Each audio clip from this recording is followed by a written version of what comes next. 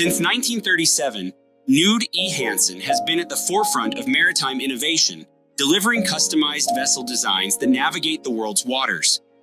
Our expertise spans new vessel designs, refits, and conversions, ensuring each project meets the highest standards of excellence.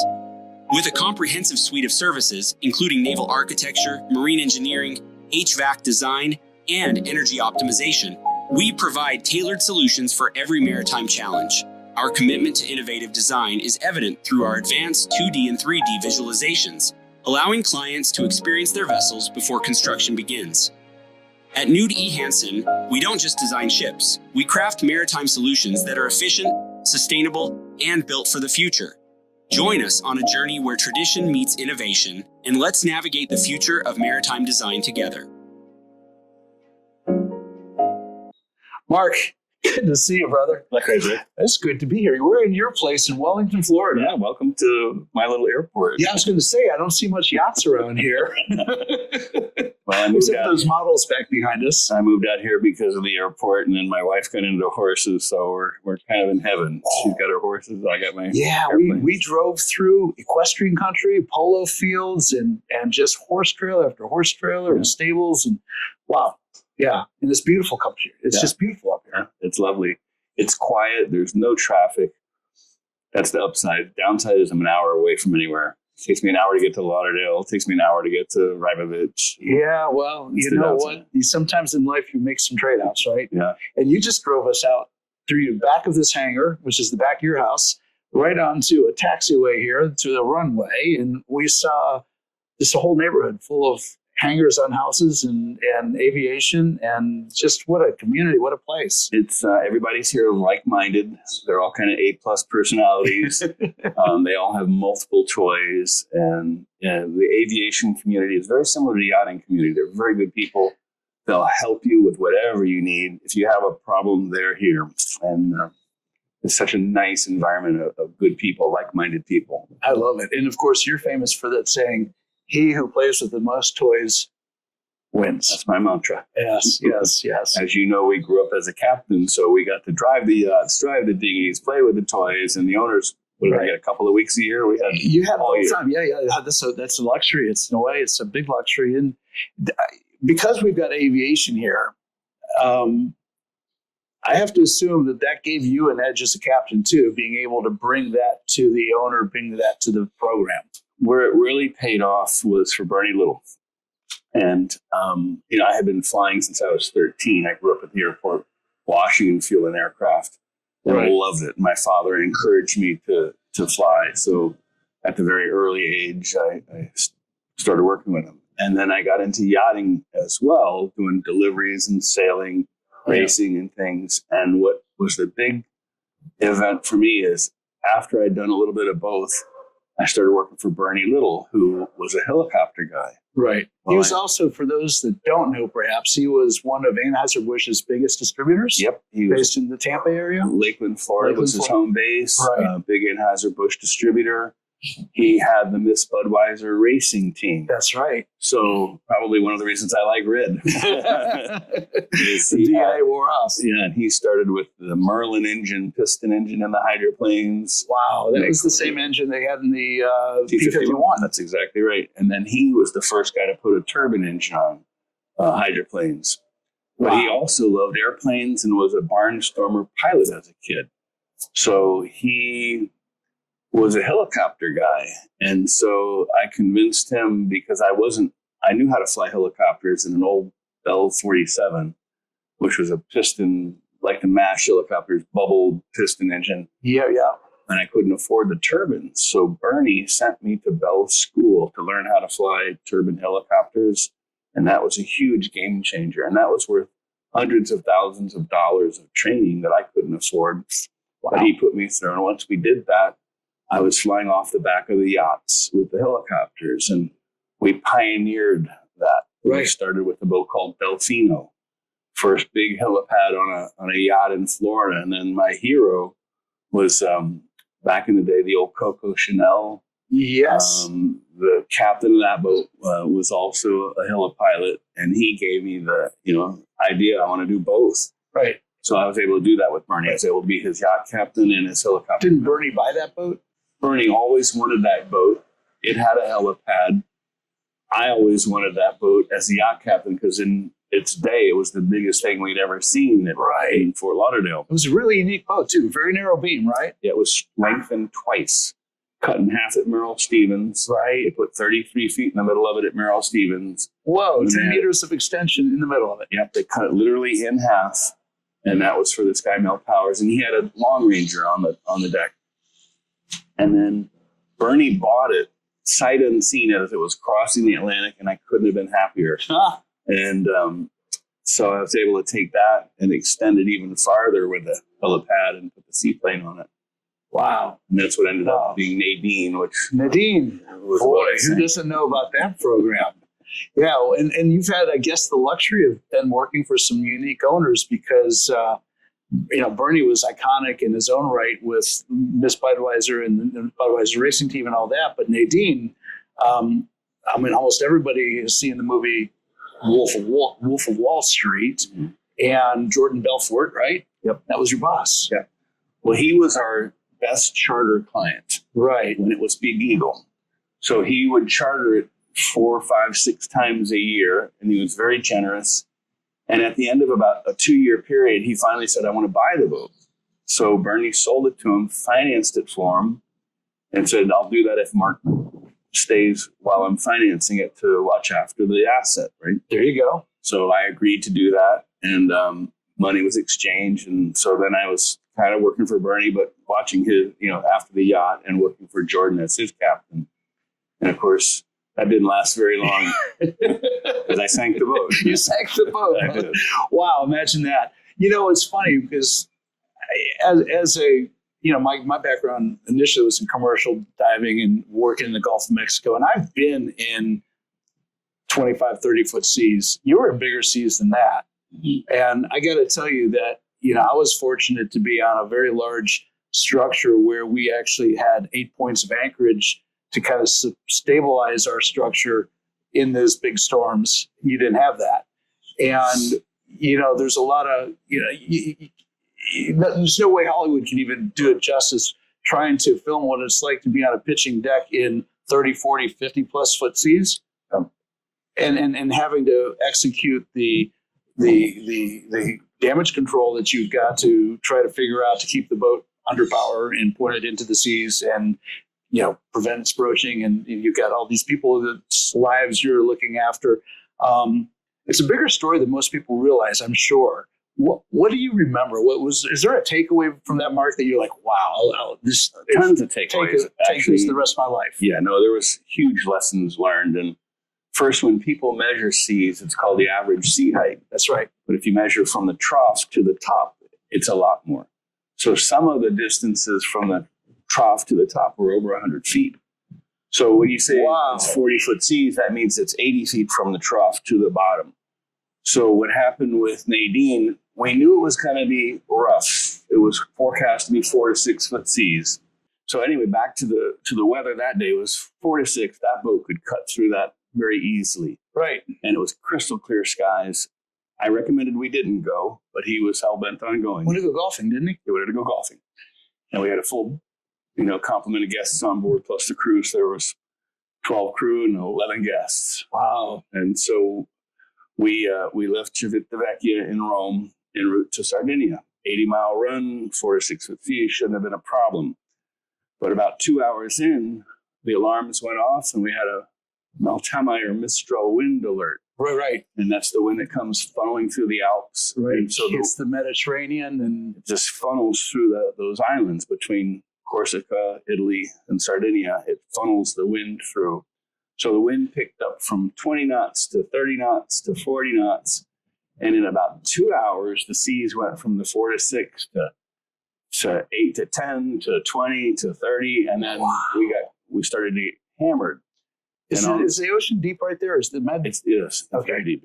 You got a lot of 5,000 feet in the middle of 3,000 feet is where the boat sank. You got a lot of water there. Then. A lot of water. And it builds up quick to what we call a short fetch. Yep. Short fetch is the length between the peaks. Right. So when it's a long sometimes called the period, right? Yeah, exactly. Yeah. So in a long period, in the South Pacific, for example, you hardly notice it because you're slowly going down. Yeah, it's not a big deal. But where we were, the short fetch meant that the front of the boat was in one part of the wave and the back of the boat was at the other part. So it ripped off every piece of wood on that boat. It twisted the boat and the cap rails cracked and the cabinetry pulled across the deck. And so pulled the lift off the boat, didn't it? It pulled the swim platform off, and that caused holes in the back of the boat. It destroyed all of the woodwork. So we knew we were in trouble when one of the waves broke over the top of the boat. Oh, the top deck. And I said, this is going to be trouble.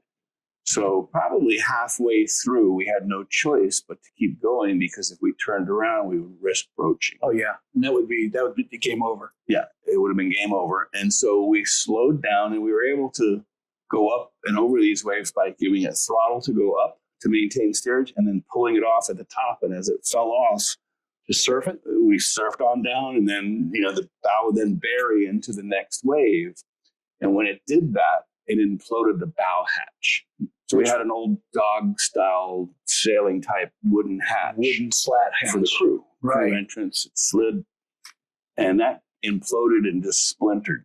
So now we had green water coming into the crew quarters every time a bow wave hit. And we tried to cover it. We tried to patch it. We put canvas over it, but nothing was going to keep that out. So we ended up having to seal off the bow. Did you have, were there pumps to try to pump it out? Or no? Oh, yeah. But that, couldn't stay ahead of that much green water.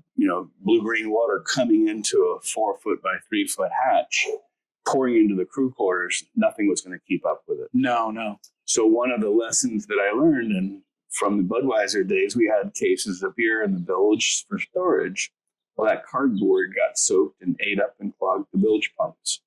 So never put cardboard in any bilge. And that was one of the lessons. Here you go. The good news was we never got any water in the engine room. So I had power and steering and electricity up to a certain point. So you could keep steerage. We keep steerage. So without steerage, we would have broached. Right. So the boat was filling up with water from the top down. Yep. So when the bow lowered with the water in the crew quarters, and we sealed off the crew quarters, now it's about 40 feet of that bow. Now the bow is lowered because of the weight. We had 2 dinghies on the bow.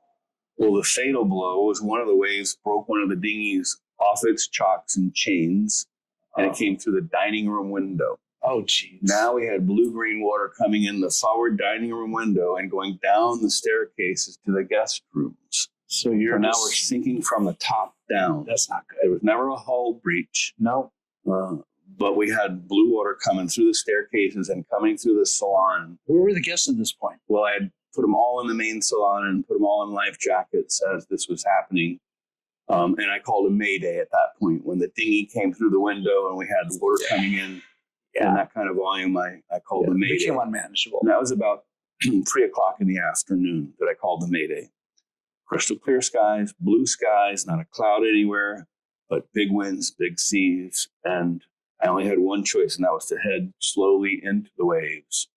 And I'll never forget powering up and then holding on at the top and then coming off the top. And, the whole vessel had been just shaking, huh? It would shudder. Shudder, yeah. It would just shudder and shake. Yeah. Well, the guests, were they keeping their proverbial shit together, or was it? No.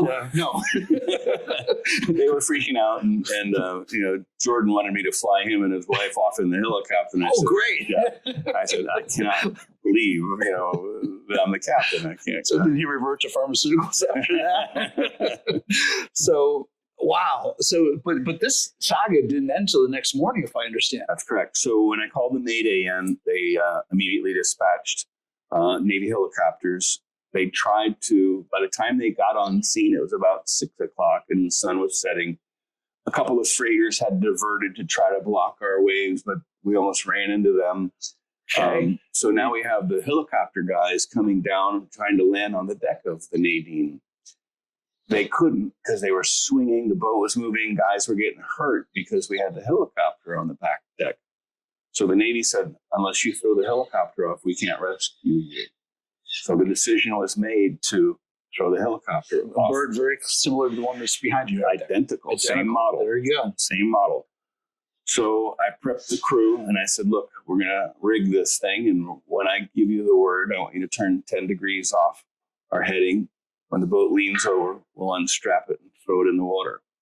Well, I had my crew, which was really a great season, crew who a lot of my ex-crew. Yep.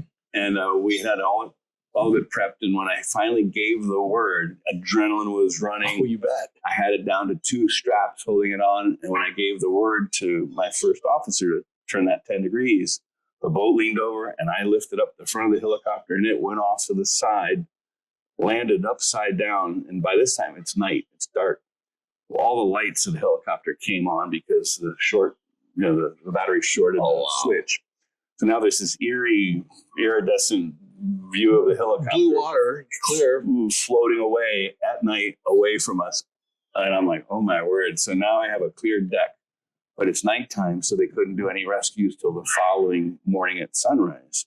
So we had to go that was probably 9 o'clock or a little later when we threw the helicopter off. And then the next time we saw a helicopter rescue guy was about 5 o'clock in the morning. It's a long night for a lot of It people. was a very long night. They had to just hunker in, and I just really slowly went up and down the waves as best I could to keep it level.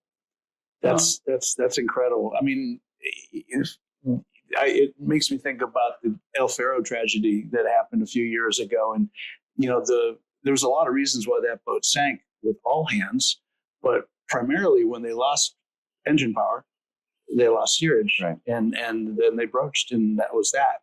And so it had been big on your mind, understanding fundamentally what you had to do to keep this boat floating. I actually, knew we could make it to Sardinia, but at the risk of lives wasn't worth it. No. So we got all of the guests off that next morning, and it was a long night.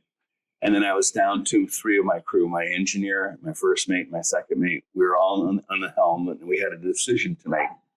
Do we limp our way into Sardinia? And we were about 30 miles off the coast at that point, so we could have made it. But the Coast Guard said, don't chance it. Get off the boat. Let the boat go. So we made a conscious decision. We shut the boat down. I got everybody off in the helicopter except me and my first mate, who I put in a life raft. And the reason I put him in a life raft, and during all of this, one of the crew launched a life raft without permission. Okay, this is some the inventory. Life raft went away. Winds. The wind took it, popped the painter line, and just took the life raft. It was gone. Wow. So I said, no more doing that. We only had 4. We had 4 big life rafts. And so that wasn't an option for us. Right. But the following morning, it had calmed down enough to where I could launch one life raft. And everybody got to put a purse, a briefcase, whatever they wanted as personal Leave the belongings. salvage before they leave the boat. So we had cash and jewelry and stash. And, of course. I tried to get it, everybody could take what they had on their body and whatever they could put in one small, suitcase or briefcase. Right. So that's why we launched that life raft and put one of my crew members in it, who immediately got picked up. There was enough people at the scene. Yeah. So, you've got a lot but of everybody else got it air vac off with a horseshoe collar and put it on a Navy ship. And then at the time I was the last person on, I went through the boat, made sure it was ready to go, and I got plucked off. And isn't there something though to be the last man standing there to it was emotional. Oh, of course it was. I waded through the water in the staterooms at wow, at belly height, and we couldn't go to the forward end because it was already shocking people. Electricity, straight current running, and salt water. Not a good combination. But I'll never forget. I got lifted off, and 2 minutes later, the boat turned sideways, rolled over, and sank. So within 5 minutes of me getting off the boat, Mark, the boat was gone. Wow. Yeah. Wow. In fact, on my way from being lifted off to the Navy ship, the boat disappeared. Yeah. So thank you for sharing that, because that's a fascinating story. It's a cautionary tale on a lot of levels. But having been in this industry almost 40 years myself, I have a lot of friends who are captains, and I've been around a lot of captains, and I've been around a lot of junior captains, and I've been around a lot of wannabe captains, and I've been around a lot of people that are captain and by name only. And it's not a question. It's more of a statement that I would dare say a very small percentage of mariners are actually seasoned mariners capable of maintaining the composure and the mindset you have to do to get all the way through that night, knowing what's potentially coming and knowing what's at stake. How many souls are on board? You know how difficult it is to pluck people out of the ocean once they're in the ocean. Big oceans like that doesn't always end well. So kudos to you, and those who would listen to this. I would say you can't study enough, you can't train enough, you can't get enough sea time to be ready for situations like this. It's just one of those things. Well, as seasoned captains, as we both are, you learn from every experience. And if you've done it long enough, and I equate it to flying, if you fly a lot, you're going to have issues. Of course. And the more issues you have, the better equipped you are to handle whatever gets thrown at you. Yep. So I was blessed with not only having a long history of yachting and having all kinds of smaller boat incidences, but I had a great crew. And my crew really just worked in sync with me. And nobody ever lost it. They all did exactly what they were supposed to do. Yeah, that's amazing. That's amazing. So you look at the space today, and now we've got a number of maritime schools for providing SCCW training and safety training for the crew and people coming into the space. But as a seasoned captain, listening to what's currently happening in the world, you're still very involved in yachting on the brokerage side and charter, right? Yes.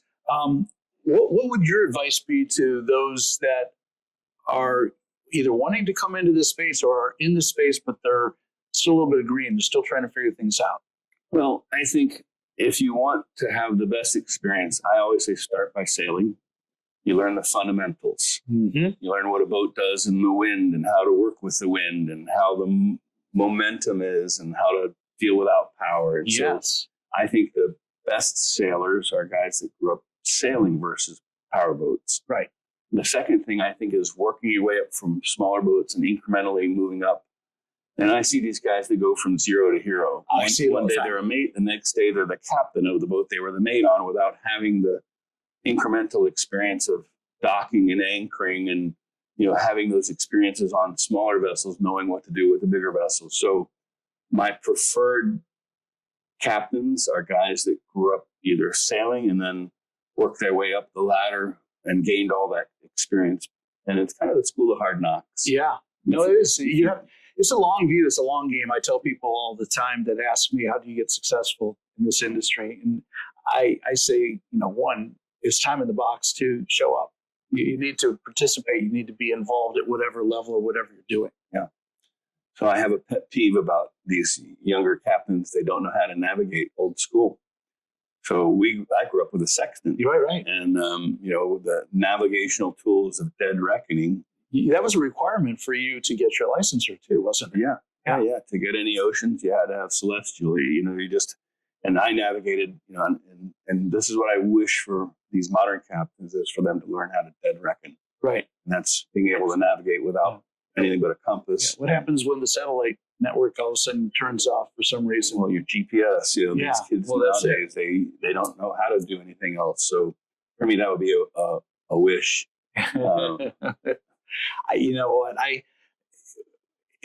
When I was younger, I had a very dear friend of mine, Fletcher, who was he's a sailor. In fact, my first experience on the ocean, I had a 12-foot moth sailing boat. And then I went from that into racing Hobie Cat 16s. Me too. My moth was called a Middy. Mine was called the Shark. That was my thing.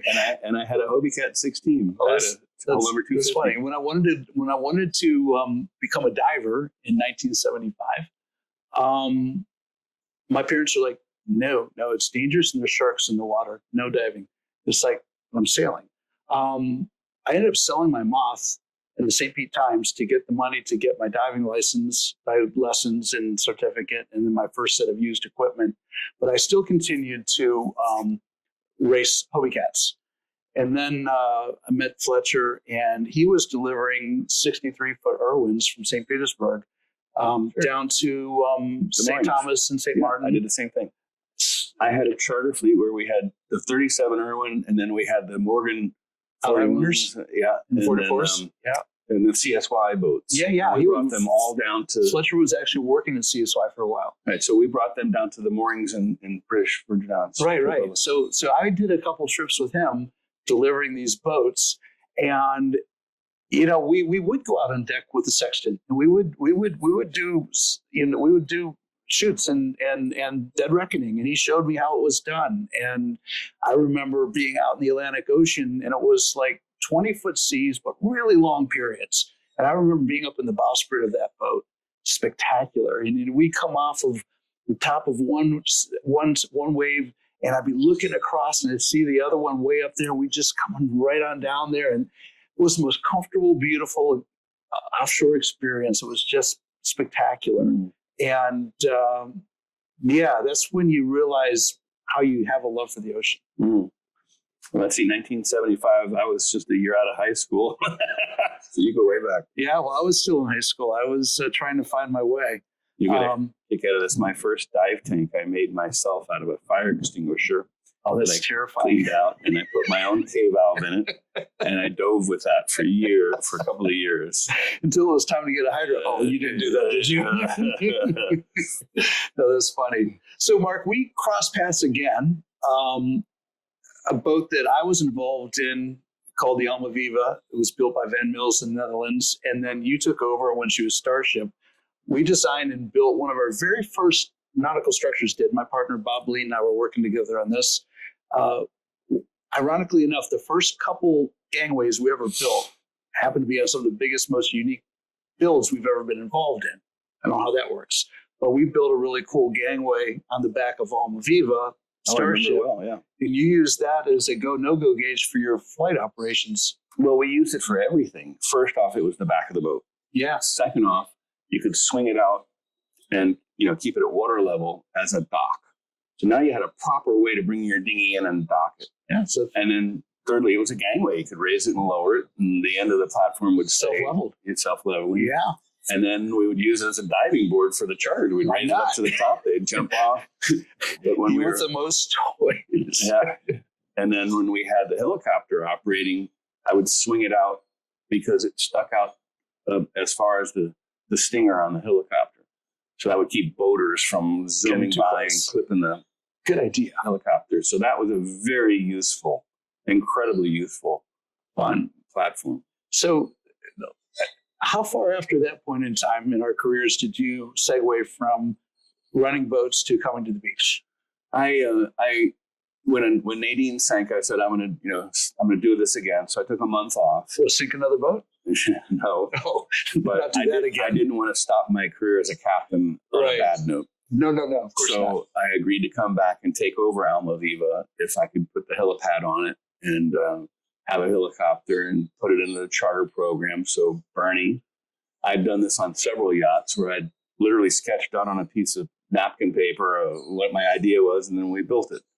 So the helipad that was on top of your gangway was built at Merrill Stevens, literally sketched out on a notepad. And I think we paid $200,000 for it at the time, but we did that extension. Bernie bought the helicopter, and he let me rename the boat Starship.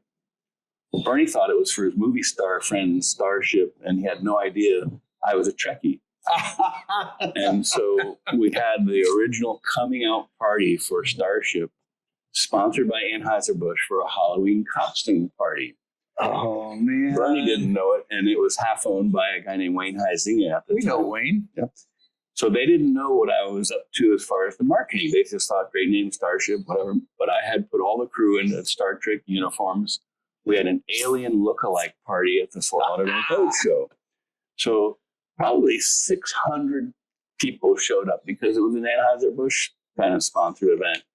And they showed up in all these costumes. And I'll never forget Bernie and Wayne come walking down the dock, and there's all these aliens on their boat. And Sam Israelov, remember him? He was dressed as a Ferengi.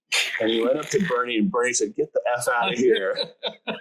Stuff like that. So Bernie grabs me and says, "What are you doing? Get all these crazy people off my boat." And I said, don't worry, it's marketing. It's Starship, for you. it's Star Trek. Right. Turned out to be a boon. So we booked that boat up left, right, and center for chartering, and it took off. And so it was a great marketing. It's a great boat. That boat's still around. Yeah, no, it's called Starship. And we did a very successful charter season. And that was the last of getting away with having the helicopter on the deck and me captaining both. Nowadays, there's rules and regulations that prohibit you from doing both and having the freedom that I did.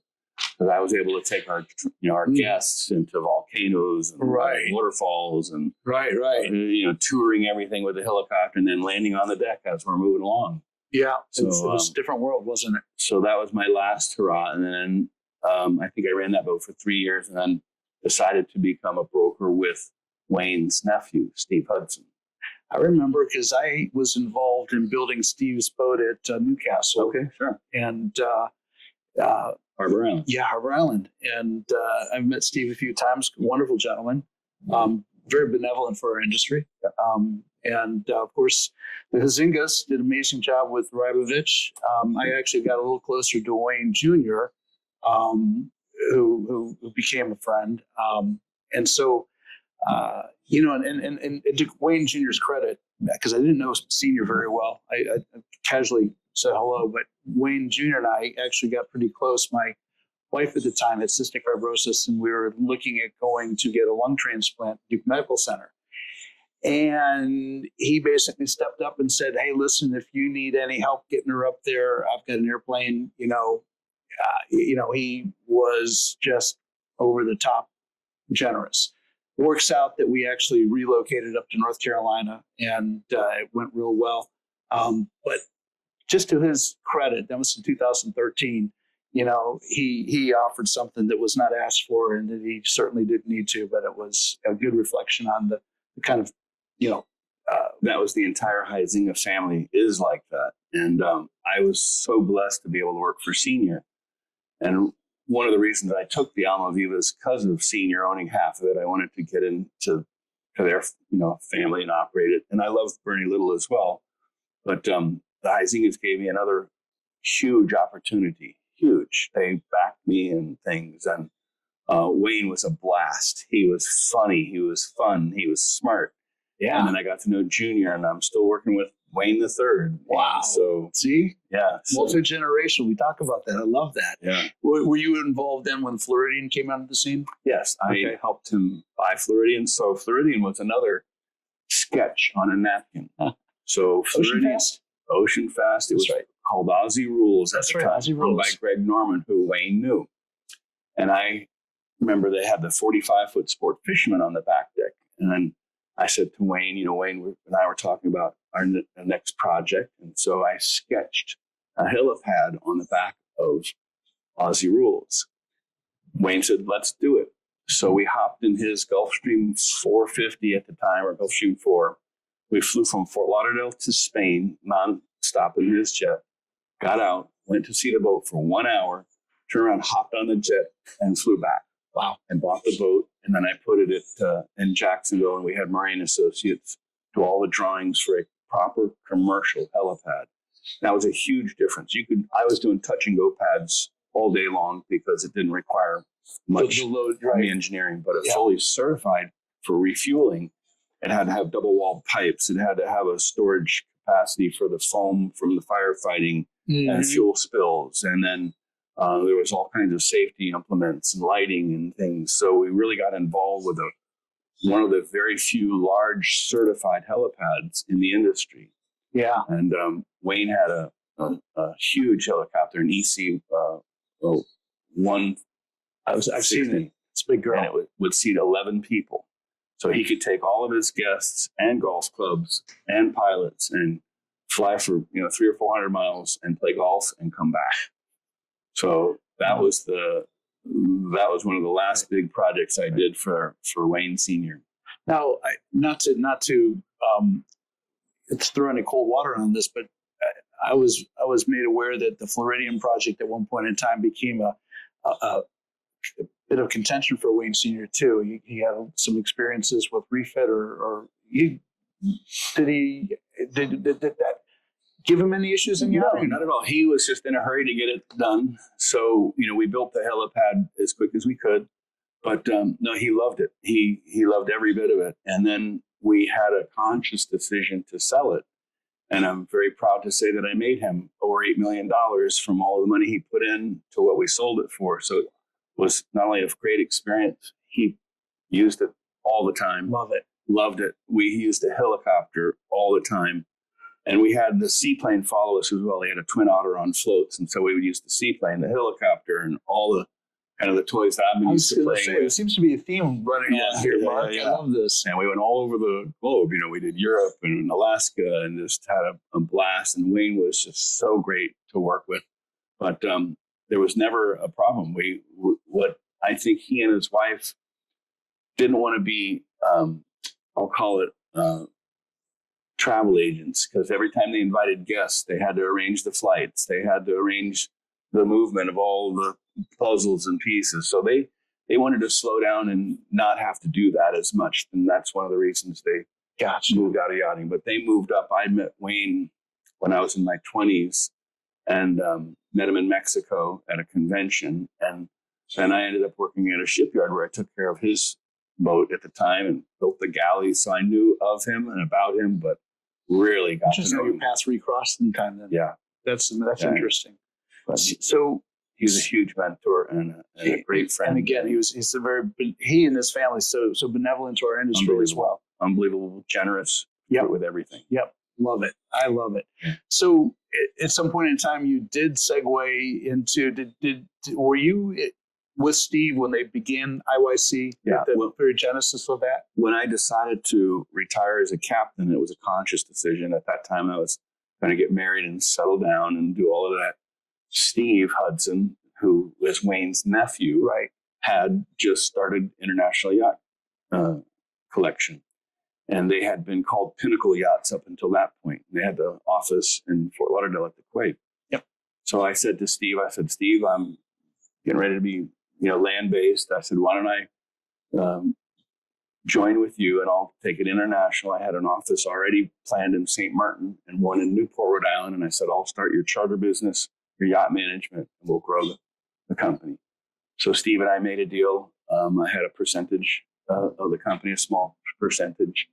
And I started with Newport and St. Martin, and Steve had Fort Lauderdale. And that was the start of really International Yacht Collection getting off the map. And within a couple of years, we had a nice charter fleet going. Sales were up. I was, took me a year and a half to get started as a broker. Mm-hmm. And it was painful, but got to start. And now the company's done very well. And, no doubt. No doubt. It's launched a few other careers along the way, too. Oh, yeah. Yeah. That's as you know, a bunch of them. Well, yeah. Well, it's funny because I just interviewed. We had a great conversation with Graham Lord, and he was sharing some of the very same, very very kind words about Steve Hudson and his, initiation with IYC and he started Fairport Yacht Support coming out of there, and I think that's what's wonderful about this industry. If you are at all entrepreneurial. If you're engaged and committed to this industry, there are so many rabbit holes you can go down, so many directions you can move in. Well, it's not who you know, it's what you do with who you know. And, like Steve Hudson, he opened doors for people. Same thing with the Huizenga, they opened doors. And you get what you give sometimes, or oftentimes. And so that's fantastic. We were talking earlier about our mutual experiences with Trinity Yachts, and that was also I think Felix Abatis got involved at some point in time, and I was I was at the Dubai Yacht Show, and I went to Abu Dhabi where John Dane Jr. had set up an office right there at the F1 track. We were right in Abu Dhabi at the Yachts Marina. Yeah. I was there right as they opened, and there was those two there's two boats built by Echo Yachts sitting there. The 105 meter or 80 meter by 5 meter wide boats sitting in the marina. Only two big yachts in there, but you can see the direction they were pointed in. And I went there to start things up there, and I wasn't cut out for it. No. Well, number one, every couple of days you would lose sight of the buildings across the marina because the sandstorm would come in. That's real. And after about 2 weeks, if I coughed or spit, it was tinted orange, and that was the sand in my lungs. And then I was young and single at the time, so I didn't care for all the women in the burqas. I couldn't tell what they looked like. And the food was great, but it was also very cliquey. You know, if you weren't in that group of I call them the Saudi clique, right? You couldn't get any business done. So it wasn't for me or John Jr., and we shut the office down after a couple of years. Yeah. It just wasn't a good fit. It was a try, though. It was interesting. And we had clients. We had clients that bought some sports fishermen from Billy, and but for me, it wasn't going to work. Right. So talk to me about brokerage. I mean, I think it's funny when I think about my career, and maybe one of the biggest mistakes, if I was to be completely honest about what I did in the course of my career, is I didn't commit enough time and energy to building relationships within the brokerage community. I didn't understand the value that the broker brought. I was focused on the shipyard and building the deal with the shipyard and, selling equipment to the shipyard and servicing our equipment oftentimes through the shipyard or whatever that looked like. But, having left nautical structures 3 years ago and started JMS Yachting, the yacht management company, and running that for a couple of years, and in the different spaces, I've kind of reinvented myself. I've come and I've been a member of IY EVA for a few years now too. It's like one of those, you dumb shit. That is such a wonderful network of professionals that can really help your career and connect you. And what makes a good broker, and how do you get successful as a broker?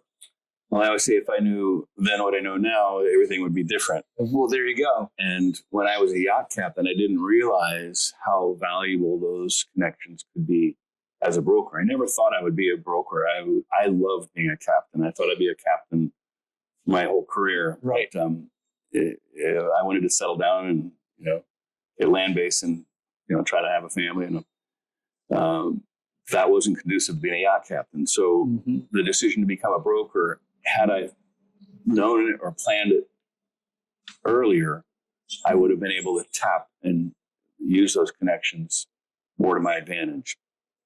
So I don't really recommend, yacht brokering is not for everybody. I can't tell you the magic formula. Some people can do it, some people can't. And the guys that you think would be a great broker turn out not to be, and it's just a weird thing. There's a little bit of intuition, magic, and and luck. I call it luck. The harder I work, the luckier I get. How about that? Yeah. But it's very difficult, and I call it swimming with the sharks. There's a very competitive group of brokers out there in the larger yacht market. If you can maintain your ethics and swim through the shark pool, you'll be fine. Yes. And charter management, charter brokerage is similar space. It's a very different for me. For me, I was a charter captain, so I knew the back end of chartering very well. Having started IYC's charter department, I started with one boat and built it up from there. So charter management is dealing with the captains, their calendars, their owners, completely different feeling of operation to brokerage. Right. So for me, I started by bringing boats into the fleet and then advertising them. And Steve Hudson was smart enough to know how this was going to work, because if you manage and take care of the charter boats, eventually those boats are going to want to sell. So it's a natural feed for the brokerage to have the charter fleet.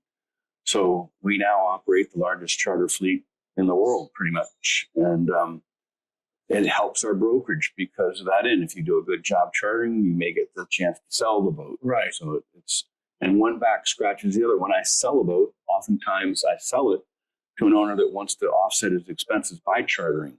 So they're intertwined in that regard. We've seen that, and it's interesting. I've been working the last few months with Captain Liam, who runs Unbridled, That's Sure. a Trinity. We love Unbridled. Yeah, it's a great boat. It's And got I a great charter with them program. every year. We have a big charter with them. And you know, he's put together a wonderful crew. We actually did a lot of work with him at Flibs this past year. Mhm. Did a couple live streams off his boat and did some interviews on the boat. He actually allowed me to turn the helm of his boat into a studio for a few days. So Liam, thank you very much for that, Captain. That was a good solid you gave us. Well, Liam, I'm not happy because you're taking the boat to Alaska this summer and bumped our 1 month charter off of it. Oh, there you go. Well, I'm thinking about actually taking Tristan to Alaska this summer. That's God's country. Yeah, it is, isn't it? I've been once. I can't wait to go back. Yeah, special. But then you look at a program like Loon, which was on the outset very successful, and then you look at what I would describe as the self-promotion. And I'm not saying there's anything necessarily wrong with that self-promotion, but that program fell apart really quickly all of a sudden. And so the question begs is, who stays in control of all of this? You know, how does that work to the betterment of the charter industry? Does the captain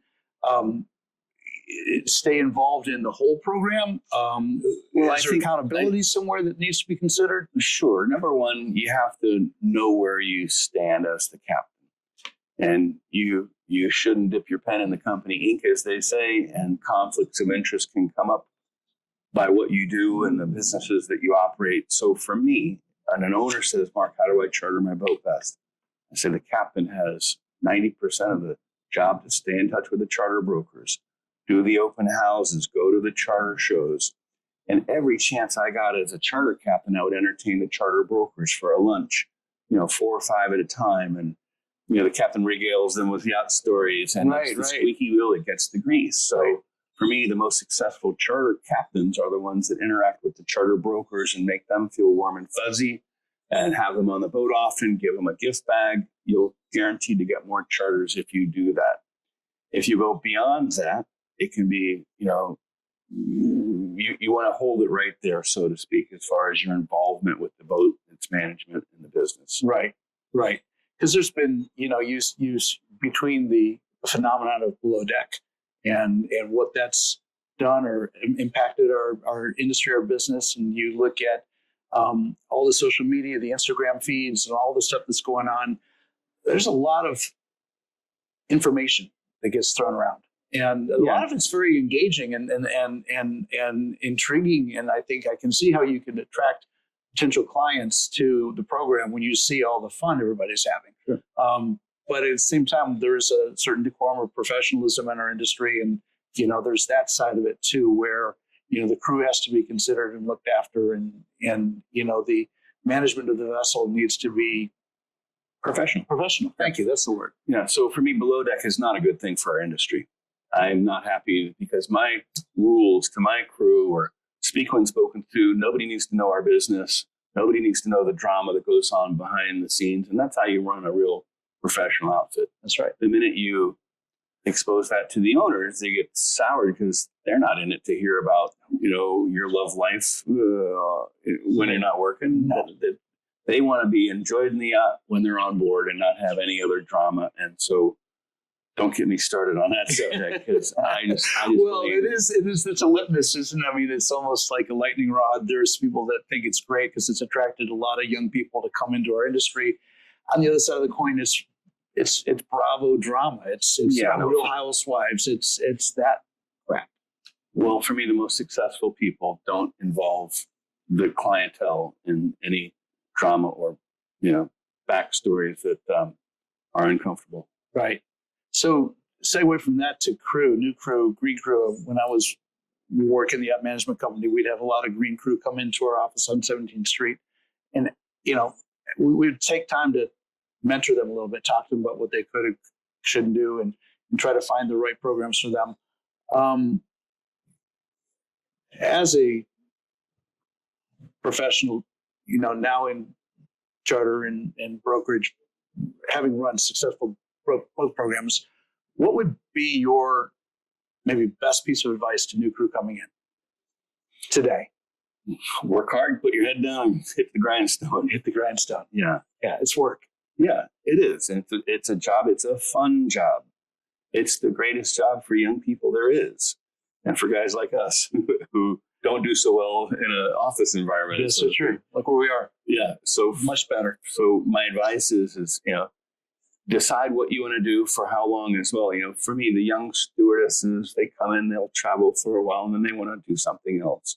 The young deckhands, I love it when they aspire to be a captain. They're more long view then. Yeah. I like people with a long view versus people that just want to get in, travel for a year and get out. Yeah. But that's all part of it too. And I always love, welcome fresh faces and, new things. New people to the industry. It's always fun, and it's part of a good crew when you have young, energetic people that are also learning, and their curiosities and energy helps the whole program. Yeah, no, that's what you want. You want that vibrancy. You want to step on board and feel the positive energy and feel like you've just entered into something special. Yeah. And I always encourage people to move up the ranks. Yes. You and I have both helped multiple people do that. I still do. I work with YPY, Young Professionals in Yachting. I offer mentoring. And I just love introducing people to other people. I think it's a great opportunity to connect the right people together. It's I guess it's in the sunset of my career where I'm sitting there and looking back and going, okay, what can I give back now? It's done so much for me. Let me throw something back a little bit. Wrap up. What do you see in our future? I just watched Air Force One overfly the Daytona 500, and watched our president run the pace cars. I mean, what a time we're living in at the moment. Economically, I think things are stabilizing. The industry here at large, are we getting ready for some good times? We need to kind of knuckle down for a while. Yeah, no, I think 2024 was one of my slowest years. 2021 was one of my best years. So the swing has been dramatic. Wow. And COVID caused our business to explode in a good way. And then after COVID, when things settled down, we went the opposite direction. But since Trump got elected, my phone's been ringing off the hook.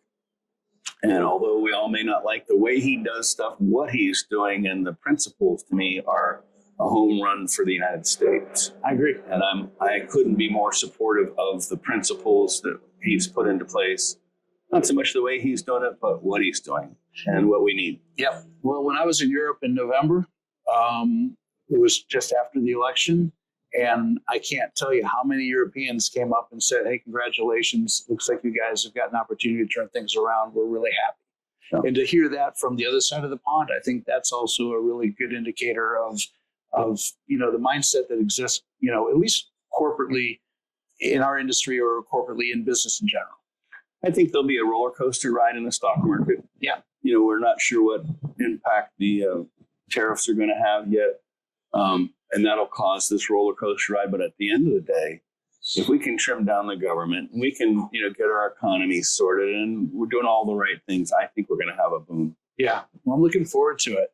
And Mark, I'm really looking forward to crossing paths with you again here later in the year. As time goes by, I don't know if we'll see you before Newport, but it's been really cool just to be hanging out in your hangar here this afternoon. You've been more than generous with your time, and Rick, love the conversation.